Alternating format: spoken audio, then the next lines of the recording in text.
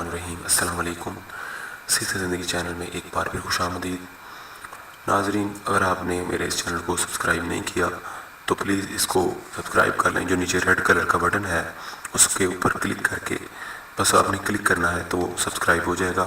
उसका फ़ायदा ये होगा कि मेरी नई नई टिप्स का नोटिफिकेशन आपको मिल जाया करेगा और आप मेरी नई नई वीडियो से फ़ायदा उठा सकेंगे। तो नाजरीन, आज का जो मेरा नुस्खा है, बल्कि नुस्खा नहीं है, टिप्स है रमज़ान के हवाले से। सबसे पहले आपको रमज़ान की बबरकत खुशियाँ मुबारक हों, सभी मुसलमानों को रमज़ान मुबारक हो। उसके बाद रमज़ान के हवाले से, सहरी के हवाले से और इफ्तारी के हवाले से जो सहरी और इफ्तारी में चीज़ें इस्तेमाल करनी चाहिए उसके बारे में आज मैं आपको बताने वाला हूँ। तो आपने सहरी में सबसे पहले आपने जो चीज़ इस्तेमाल ज़रूरी करनी है, बिल्कुल ज़रूर है जो, वो आपने ये करनी है कि दही का इस्तेमाल आप अपनी सहरी में लाजमी करें। उसके बाद लस्सी है, वो आप अपनी सहरी में ज़रूर इस्तेमाल करें, ज़रूर पिएं लस्सी। उसके बाद आपने सहरी करने के बाद मतलब जो भी खाना खाना है, ऐसी चीज़ें खाएं कि जिनमें मसाले वगैरह है जो ज़्यादा स्पाइसी ना हो, मसाले कम हो, ऐसी चीज़ें इस्तेमाल करें ताकि आपको सारा दिन जो आपका मैदा है वो उसमें ज़्यादा गर्मी पैदा ना हो। तो ठंडी चीज़ें इस्तेमाल करें, कोशिश ये करें। उसके बाद आपने सहरी जब आपने सारा खाना वगैरह खा लेना है, उसके बाद आपने एक चीज़ ज़रूर खानी है, वो है इलायची। सब्ज़ इलायची एक अदद आपने लेनी है और उसे आपने चबा लेना है उसे आपने एंड पे। उसके बाद चाहे पानी भी पी सकते हैं, लेकिन आपने एक सब्ज़ इलायची ज़रूर चबानी है। उसके दाने जो है वो आपने ज़रूर चबाने हैं और बाद उसका छिलका जो है वो चाहे फेंक दें। तो उसका फ़ायदा ये होगा कि आपको सारा दिन प्यास कम लगेगी, आपके जो होंठ हैं वो कम खुश्क होंगे।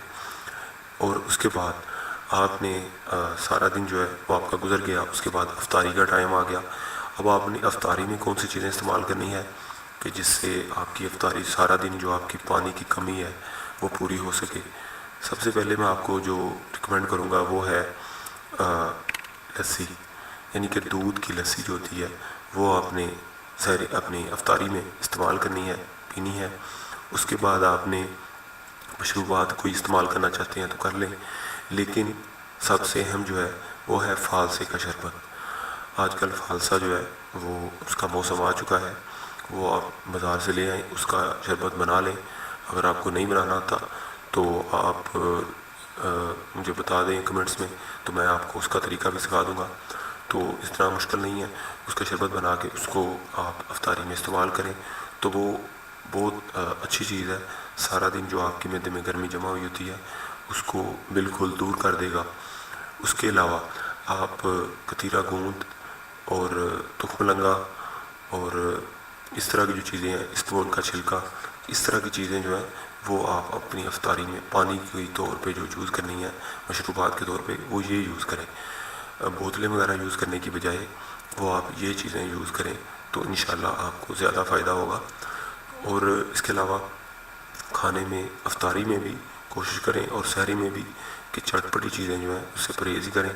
पकौड़े समोसे जो हैं वो खाएं, मगर कुछ हद तक खाएं, ज़्यादा ना खाएं, क्योंकि इनमें जो है वो मैदे में प्रॉब्लम होती है। सारा दिन मैदा जो है वो खाली रहना होता है, इसलिए आप इन चीज़ों को कम इस्तेमाल करें। ठंडी चीज़ें इस्तेमाल करें, फ्रूट इस्तेमाल करें ज़्यादा से ज़्यादा, मिल्क शेक हो गया, इस तरह की चीज़ें इस्तेमाल करें तो इंशाल्लाह आपका जो रोज़ा है वो आसानी से गुजर जाएगा। तो नाज़रीन, अगर आपको ये मेरी टिप्स और मेरी बातें आपको अच्छी लगें तो प्लीज़ मेरे चैनल को सब्सक्राइब करें और मेरी वीडियो को लाइक करें और दूसरे लोगों तक भी शेयर करें। फेसबुक पे, ट्विटर पे, जहाँ पे भी हो सके शेयर करें ताकि लोगों को भी इसके बारे में मालूमात मिल सकें और वो फ़ायदा उठा सकें। तो नाज़रीन, आज के लिए बस इतना ही। नेक्स्ट वीडियो तक इजाज़त दें। अल्लाह हाफिज़।